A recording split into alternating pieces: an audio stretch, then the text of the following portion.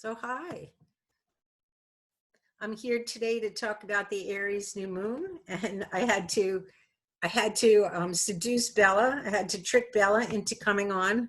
She's tired of coming on with us, so she's drinking my water. But I think we're all okay. I think it's recording, and I couldn't figure out Facebook Live. It just wasn't happening. Anyway, now she wants to drink my water. I guess all cats like to drink out of their companion's water hole. So I quickly want to talk about the fact that today is an Aries moon. And so since the moon is our emotional body, and since it rules what we want, it's like I always used to say, the moon is who you are when you're home. Well, guess what? You're home. So develop a different rhythm. This will be good for you. And I know we're on. I'm sorry. I know. So anyway, we're on. We're good. Okay. So this is to help you your emotional body. So anyway, Aries is all about exploring and action and starting something new and learning something new. Aries are really smart. It rules the head, Aries, and so there's this sense of what is it that you're excited to do today? Because of course the Aries is all about fire, but that big original fire that goes, wow, this is so great. I'm so excited. It's sort of like Eros, desire, because it's that passion. It's like, oh, I just want it. And that's what Aries can do. So use this passionate energy to kickstart something. You've been home a week, you've watched Netflix, it's not that interesting after a while. So get on with it. And what are you interested in? What do you want to study? What do you want to do? My kids have all gotten an exercise competition going, because that seems to be what they do, which is good. So everybody's doing sit-ups and squats, and some are doing harder things because they're way younger, and others are doing it carefully.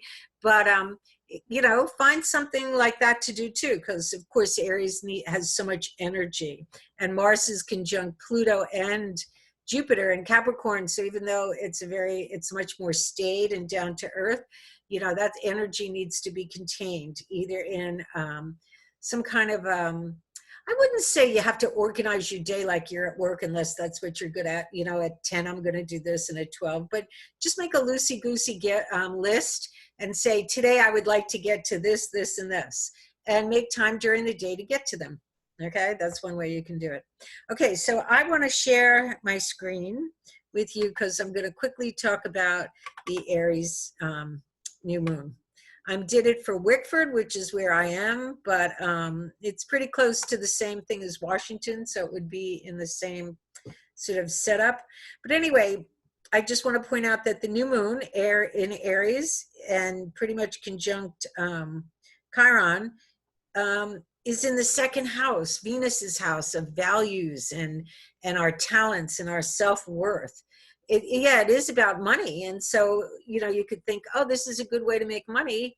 But I'd like to say that probably if we look at the midheaven for a minute, this is much more a time for us to use our talents and our gifts to share our wisdom.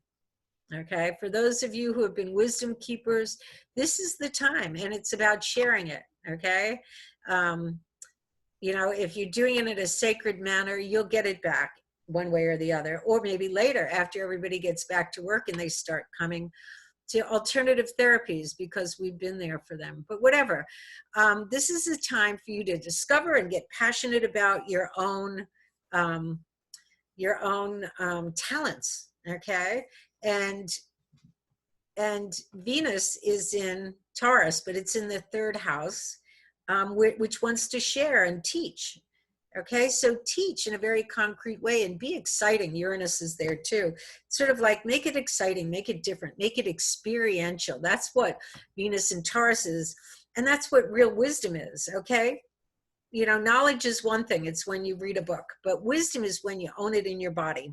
So see what you can do about that. The ascendant is Pisces. It's about being open to spirit and inspiration and imagination and let that Mercury there swim around and do something different. It's also in a nice trine to the North Node in Cancer, which is follow your heart, but it's also the 5th house of creativity. Children, if you have children, dogs and cats, you know, I play with Bella when I need a break, but also creativity. Express yourself. Who are you? It doesn't have to be perfect. Now, the interesting thing is, like I said, here's the midheaven in the 10th house. I'm using whole sign. But it says, you know, our job, the 10th house is the community that we share, the government, the civilization, okay? And it's saying in Sagittarius, it's time for us to share our wisdom, because the truth, okay, with the world. And we do it through the 11th house is where all of this intense energy is. Jupiter, Pluto, Mars. Okay, Pluto and Mars came together just the other day, and Jupiter's going to do that soon, I think, maybe April 4th. I'll look it up if I can do 2 things at once. But basically, the 11th house is how we use the group, how we work in a group. So, so this, you know, it's like, let's get down to work. Okay, let's see. Do we have any conjunctions? No. Okay, well, I'm not quite sure. I should know that, but I'm not going to waste your time and mine by sitting here and not knowing when Jupiter and Pluto meet. Okay? Nope, nope, nope. I missed it. Okay, done. Anyway, but anyway, all that energy, okay? It's like executive energy. One of the ideas I had was I'm going to write a story and I'm going to put it online, and I'm going to say, who wants to write a part of the story? Something like that. Do you know what I mean? You know, a group story. Why not? Because look, Saturn is in the 12th house of the collective unconscious, and it's in the house of cosmic consciousness.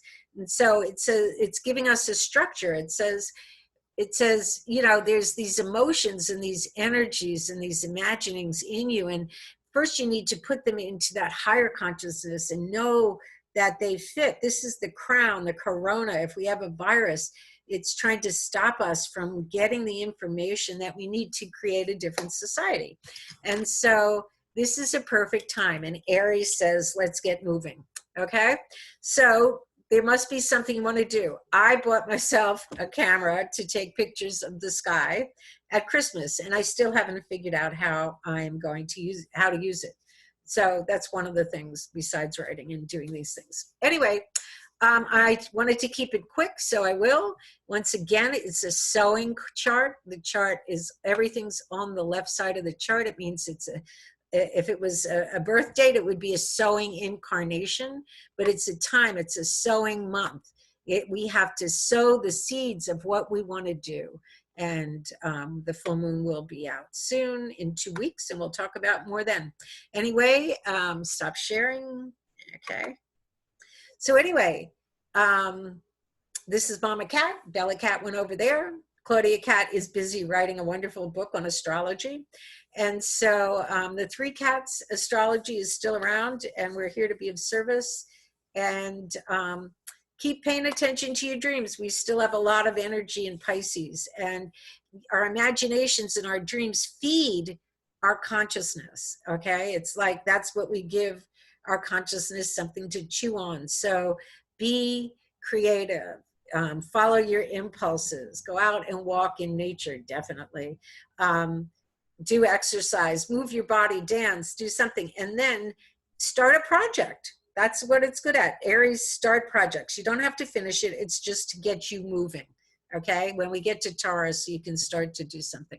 Okay, so anyway, take care, and I'll talk to you soon.